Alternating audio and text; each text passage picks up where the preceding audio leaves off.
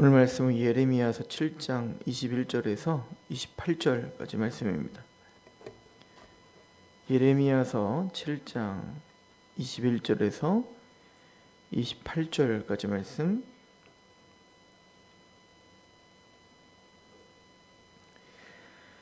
만군의 여호와 이스라엘 하나님께서 이와 같이 말씀하시되 너희 희생 제물과 번제물의 고기를 아울러 먹으라.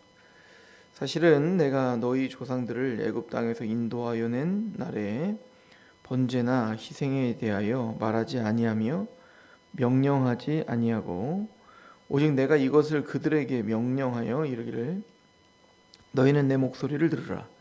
그리하면 나는 너희 하나님이 되겠고 너희는 내 백성이 되리라. 너희는 내가 명령한 모든 길로 걸어가라. 그리하면 복을 받으리라 하였으나 그들이 순종하지 아니하며 귀를 기울이지도 아니하고 자신들의 악한 마음에 꾀와 악한 대로 행하여 그 등을 내게로 돌리고 그 얼굴을 향하지 아니하였으며 너희 조상들이 애굽 땅에서 나온 날부터 오늘까지 내가 내 종 선지자들을 너희에게 보내되 끊임없이 보내었으나 너희가 나에게 순종하지 아니하며 귀를 기울이지 아니하고 목을 굳게 하여 너희 조상들보다 악을 더 행하였느니라. 내가 그들에게 이 모든 말을 할지라도 그들이 너희에게 순종하지 아니할 것이요 내가 그들을 불러도 그들이 내게 대답하지 아니하리니 너는 그들에게 말하기를 너희는 너희 하나님 여호와의 목소리를 순종하지 아니하며 교훈을 받지 아니하는 민족이라. 진실이 없어져 너희 입에서 끊어졌다 할지니라. 아멘.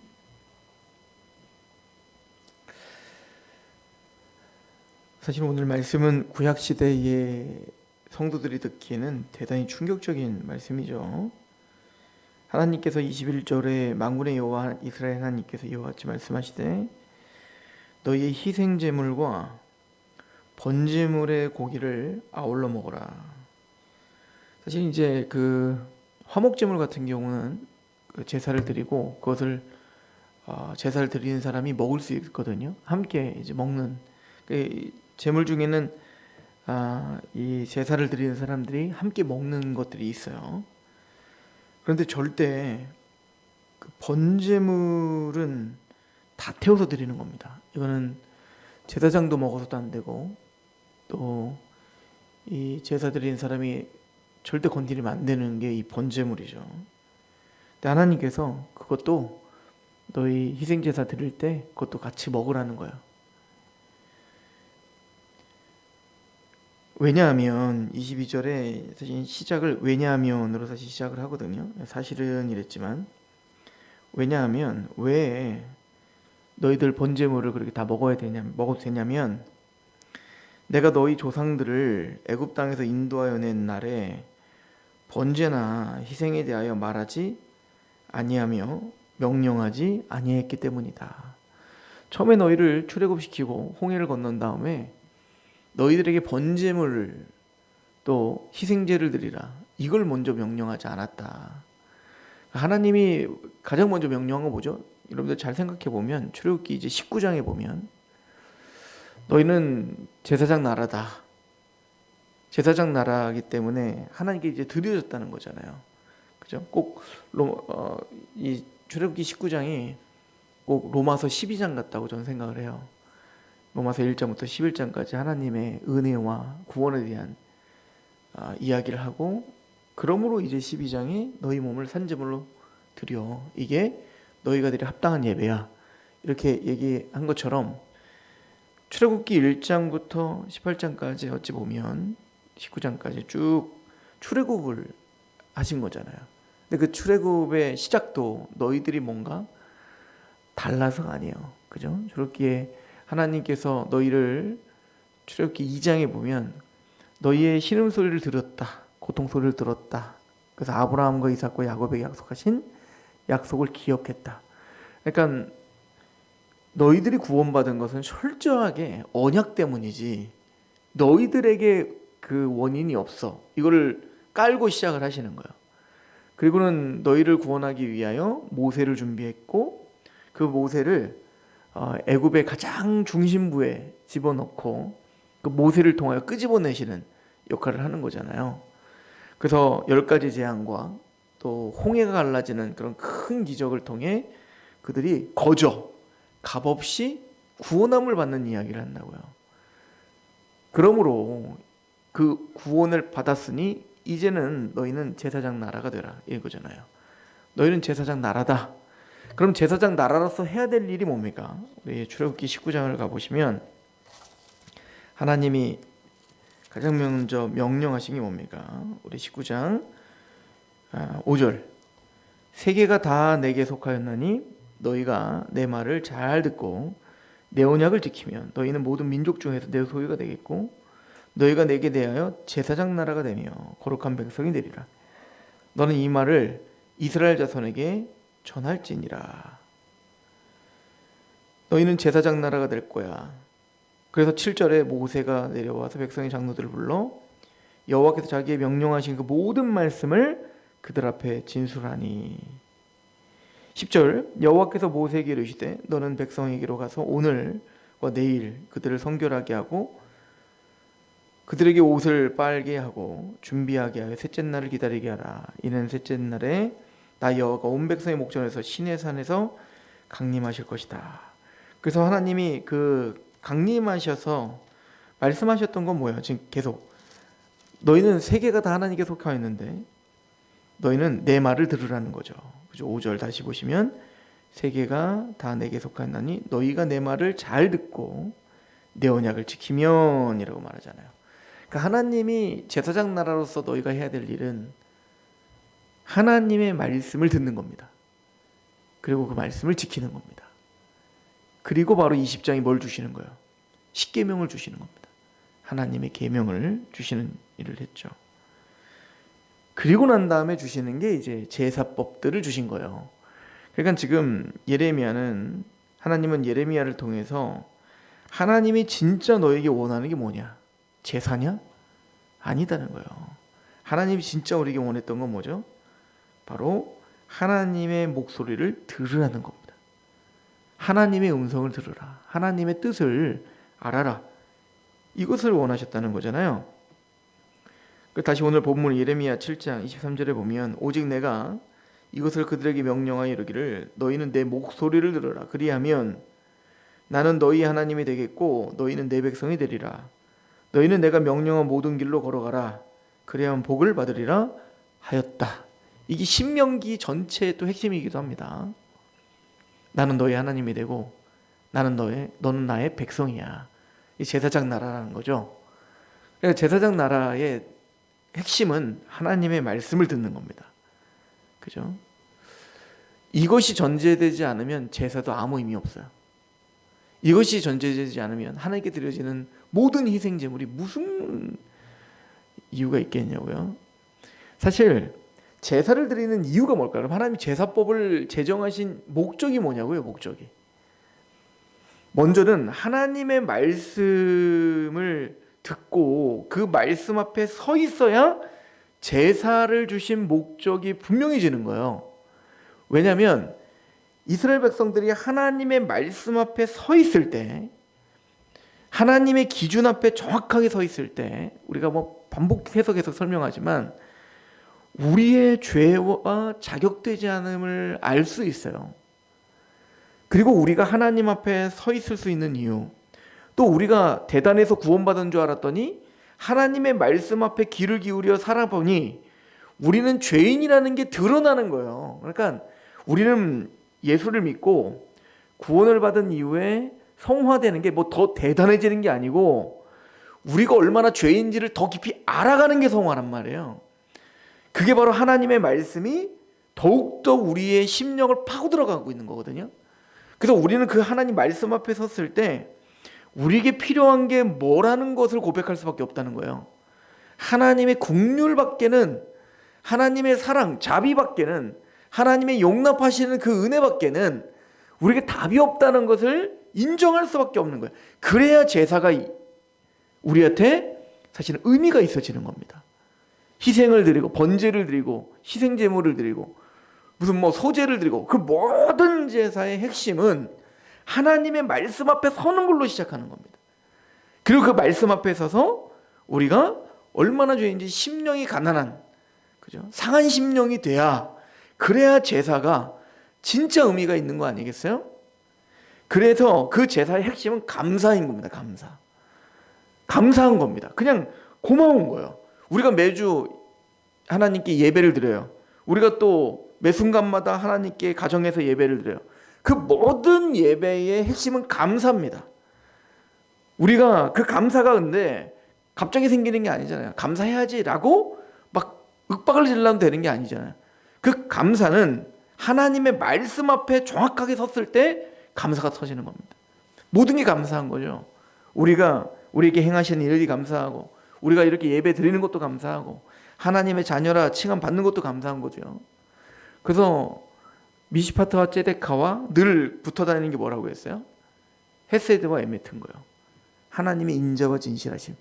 즉 이 미시파트와 ጼ데카, 공의와 정의 앞에 딱 섰을 때, 하나님의 말씀 앞에 섰을 때 우리는 하나님의 헤세드와 그 하나님의 신실하심밖에 붙을 게 없다는 것을 우리는 알 수 있죠. 여러분들 시편 50편을 가보세요. 시편 50편에 그래서 이 구약 시대의 제사의 의미를 가장 잘 설명하고 있는 게 이제 시편 50편인데, 시편 50편 1절에 전능하신 이 여호와 하나님께서 말씀하사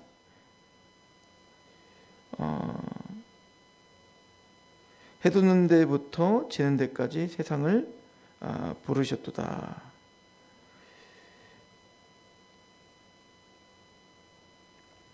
(3절에) 우리 하나님이 오사 잠잠하지 아니하시니 그들 앞에서 삼키는 불이 있고 그 사방에는 광풍이 불리로다. 하나님이 자기 백성을 판결하시고 위에 하늘과 아래로 땅에 선포하며 이르시되 나의 성도들을 내 앞에 모으라. 그들은 제사로 나와 언약한 이들이니라 하시도다. 그래서 하나님의 백성의 핵심은 제사로 하나님께 언약한 거거든요. 그럼 제사가 뭘까요?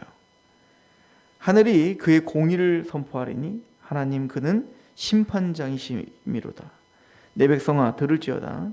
내가 말하리라. 이스라엘아 내가 내게 증언하리라. 나는 하나님 곧 내 하나님이로다. 나는 내 재물 때문에 너를 책망하지는 아니하리니 내 번제가 항상 내 앞에 있음이로다. 내가 내 집에서 수소나 내 우리에서 순 염소를 가져가지 아니하리니 이는 살림의 짐승들과 무산의 가축이 다 내 것이다. 산의 모든 새들도 내가 아는 것이며 들의 짐승들도 내 것이다. 그러니까 너희들이 가져오는 희생 제물이 이 모든 거 사실 다 누구 거예요? 하나님 거예요. 설마 하나님이 양이 없어서 양 갖고 오라고 하겠어요? 하나님 무슨 뭐 고기가 먹고 싶어서 양 잡아 소 잡아 오라고 했겠습니까? 하나님이 뭐 우리한테 돈이 없어서 헌금하라고 하시겠냐고요? 그 얘기죠 지금. 12절에 내가 가령 주려도 내게 이르지 아니할 것은 세계와 거기에 충만한 것이 다 내 것이다. 내가 스스로의 고기를 먹으며 염소의 피를 마시겠느냐? 감사로 하나님께 제사를 드리며 지존하신 이에게서 서원을 갚으며 환난 날에 나를 부르라. 내가 너를 건지리니 내가 나를 영화롭게 하리로다. 그러니까 하나님이 고기를 드시겠어요? 피를 좋아하시겠어요? 그러니까 그냥 예배 드리고 그냥 나와서 제사 드리고 하는 것 자체 뭔 의미가 있겠냐는 거죠. 그죠? 궁극적으로 그 제사의 의미는 감사여야 된다는 겁니다. 감사. 그죠? 감사가 되기 위해선 먼저 하나님의 말씀 앞에 서는 게 먼저라고. 그리고 그 말씀 앞에 감사해서 우리가 이렇게 희생제를 드리며 우리가 이제 사는 것이 나를 위해 사는 것이 아니다. 예를 들어서 우리로 적용해 보면 십자가 목걸이 메고 다니면은 그게 예수 믿는 겁니까? 교회당에 십자가 형체가 있다고 해서 또 십자가 교회 지붕 위에 십자가를 달아놨다고 해서 진짜 그게 교회겠습니까? 십자가의 은혜를 바라보며 우리가 어떤 죄인인지를 알고 하나님께 나오는 거예요. 그래서 우리가 호흡하고 있는 것만으로도 우리는 감사할 수밖에 없는 사람인 걸 고백하는 거잖아요. 갈라디아서 2장 20절에 십자가는 겉에다가 다는 게 아니고 이제는 내가 육체 가운데 사는 것은 나를 위하여 십자가에 자기 자신을 내어주신 예수 그리스도를 믿는 믿음 안에 산다. 그 예수 그리스도가 왜 죽으셨는지를 분명히 인식하는 게 중요한 거잖아요. 예수 그리스도를 믿는 믿음 안에서 우리가 이제는 내가 살아가는 것이 날 위해 사는 것이 아닙니다라고 하는 것을 고백하는 것이 진짜 신앙이잖아요. 우리 고린도후서를 잠깐 가보세요. 고린도후서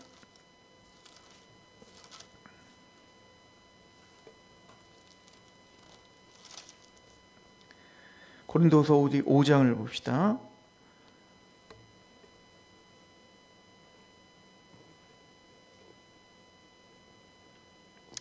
5장 13절에 12절부터 보면 5장 12절 우리가 다시 너희에게 자천하는 것이 아니요 오직 우리로 말미암아 자랑할 기회를 너희에게 주어 마음으로 하지 않고 외모로 자랑하는 자들에게 대답하게 하려는 것이다. 바울은 분명히 얘기하죠. 우리의 자랑은 외모에 있지 않다. 신앙도 마찬가지죠. 모든 게 마찬가지예요. 외적인 것이 우리 자랑이 돼서는 안 된다. 마음에 있다는 거예요. 마음에. 그러면 우리의 마음은 어떠해야 되는가? 13절 우리가 만일 미쳤어도 하나님을 위한 것이고 정신이 온전하여도 너희를 위한 것. 둘 중에 하나야. 하나님과 교회입니다. 하나님과 그의 백성들. 이 두 가지가 그 마음에 정확한 기준이 되어 있는 겁니다. 왜 우리는 하나님과 교회, 하나님과 그의 나라와 그의 백성들을 위해 살까요? 14절에 그리스도의 사랑이 우리를 강권하시기 때문입니다. 우리가 생각하건대 한 사람이 모든 사람을 대신하여 죽었은즉 모든 사람이 죽은 것입니다.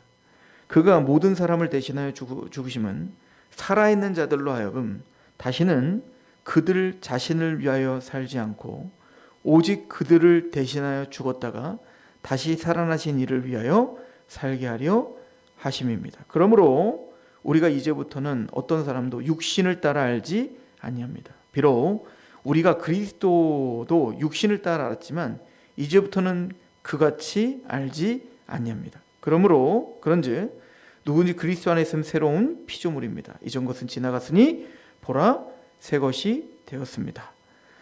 그러니까 우리는 완전히 새롭게 된 사람들입니다. 그러므로 이제 우리가 사는 것은 나를 위한 삶이 아니라 나를 위하여 자기를 위하여 죽으신 바로 그리스도를 위하여 살게 하려 하심입니다. 로마서 6장도 똑같은 얘기죠. 우리가 예수님의 십자가에 함께 못 박아 주셨다면 이제는 예수님의 부활에 연합되어 하나님을 위하여 사는 자가 되었습니다. 라고 고백을 합니다. 이게 십자가를 붙들고 사는 삶이죠. 이게 십자가를 자랑하는 삶이죠. 오늘 예레미야 7장은 바로 그 핵심을 이야기하는 것입니다. 제사가 중요한 게 아니다. 번제가 중요한 게 아니고 먼저는 하나님의 음성을 듣는 것이고 목소리를 듣는 거야. 그래서 오늘 본문 23절에 오직 내가 예레미야 7장 23절 오직 내가 이것을 그들에게 명하여 이르기를 너희는 내 목소리를 들어라. 그리하면 나는 너희 하나님이 되겠고 너희는 내 백성이 되리라. 너희는 내가 명령한 모든 길로 걸어가라. 그리하면 복을 받으리라 했지만 문제는 뭐냐? 너희가 제사를 드리고 그렇게 희생제사와 번제를 드리고는 있는데 24절에 그들이 순종하지 않고 귀를 기울이지도 않고 자신들의 악한 마음에 꾀와 완악한 대로 행하여 그 등을 내게로 돌리고 그 얼굴을 향하지 아니했다.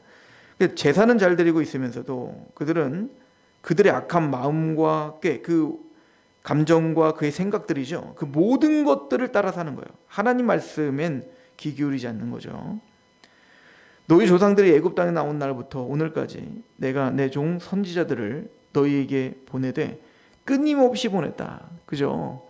출애굽한 이후부터 지금 이제 바벨론에 의해서 멸망할 그때까지 하나님이 얼마나 수많은 선지자들을 보냈나요? 우리가 여러분 잘 굵직한 선지자만 해도 이미 앞서서 이사야를 보냈잖아요. 그런데도 그들은 듣습니까? 전혀 듣지 않죠. 그리고 예레미야의 말을 듣지 않습니다. 끊임없이 하나님은 선포하고 선지자, 보여지는 게 전부가 아니라 너희들의 마음을 돌이켜라 라고 계속 이야기하지만 그들은 듣지 않죠. 26절에 너희가 나에게 순종하지 아니하며 귀를 기울이지 아니하고 목을 굳게 하여 너희 조상들보다 더 악하게 행했다.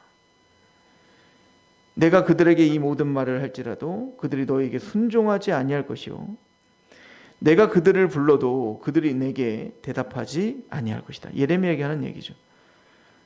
너희 아무리 예레미야가 눈물을 흘리며 그렇게 선포할지라도 그들은 끝까지 듣지 않을 거야. 왜? 그들은 목이 곧았으니까.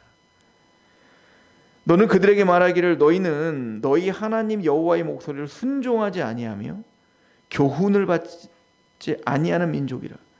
진실이 없어져 너희 입에서 끊어졌다 할지니라. 그러니까 우리 신앙의 근간이 무엇이어야 되는지를 설명해 주고 있죠. 그러니까 주님은 외모를 보지 않고 우리 심령을 보신다고, 우리의 외적인 열심을 보는 게 아니라 우리 마음을 보신다라고 성경은 이야기합니다. 지금 제사가 중요하지 않다는 게 아니에요. 제사를 폐라는 얘기가 아니라 제대로 제사를 드리라는 얘기인 것이죠. 하나님이 가인의 제사를 받지 않았던 이유는 가인과 그 제물을 받지 않았다라고 써 있잖아요.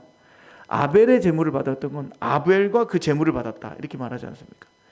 제물보다 앞서야 되는 게 뭐라는 거예요? 아벨이어야 되고 제사물보다 더 앞서야 되는 게 가인이어야 되는 겁니다. 그러니까 우리가 하나님께 드려지는 기도, 예배, 그런 종교적인 신앙생활, 이 모든 것보다 앞서야 되는 건 우리가 하나님의 백성이어야 되는 거예요. 우리가 먼저 하나님과 관계가 회복돼야 되는 것이고, 관계가 회복됐다는 건 하나님의 음성이 들려야 되고 그 하나님의 말씀 앞에 상한 심령으로 서 있어야 되는 거죠. 그러니까 다윗도 끊임없이 제사를 드리고 성전에 대한 갈망함이 있었지만 밧세바와 간음을 저지른 이후에 사실은 하나님이 성전 지어드리겠습니다 할 때 하나님이 다윗에게 야 네가 성전이 뭔 줄 아니? 그 이유잖아요. 그러니까 다윗은 정말 성전을 짓고 싶어요. 성전 지어드리고 싶어요. 그리고는 밧세바와 간음을 저질렀다고요. 그리고 우리아를 쳐 죽였다고요. 그러니까 하나님 뭐라고 하는 거예요? 성전이 중요한 게 아니에요. 네 마음의 성전부터 지으라는 거 아니겠어요? 그걸 깨닫고 다윗이 고백한 게 뭡니까? 하나님은 제물과 예물을 기뻐하지 아니하시나니. 이게 이제 시편 아까 50편 이어서 51편에 나오는 얘기입니다. 하나님은 제물과 예물을 기뻐하지 아니하시나니, 하나님이 만약에 그걸 기뻐했던 나는 하나님께 드렸을 것이다. 하나님이 기뻐하시는 제사는 뭐라는 거예요?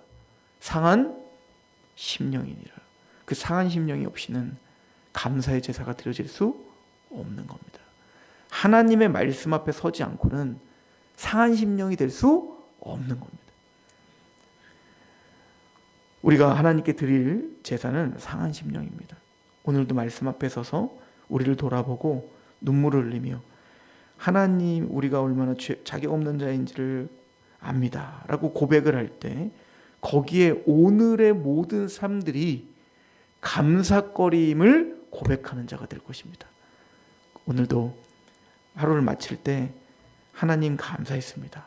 오늘 우리의 삶이 그 어느 때보다 가장 아름다운 삶이었습니다 라고 고백하는 저와 여러분 되기를 축원합니다. 하나님 감사합니다. 오늘도 하나님의 은혜 가운데 하루를 시작합니다. 말씀으로 하지 않는다면 우리는 또 우리의 생각과 감정에 또 매몰되어 노예가 되어 그렇게 원망하며 살지 않았을까 합니다. 하나님 오늘 말씀 앞에 서보니 우리가 하나님께 감사할 수밖에 없음을, 우리가 아무 자격 없는 자임을 다시 한번 보게 됩니다. 십자가의 은혜 가운데 오늘도 강권되어 그 사랑에 압도당하여 오늘도 감사하며 살 수 있는 힘이 우리에게 있을 수 있도록 성령님 십자가에서 확정된 그 하나님의 사랑을 오늘도 부어 주시옵소서.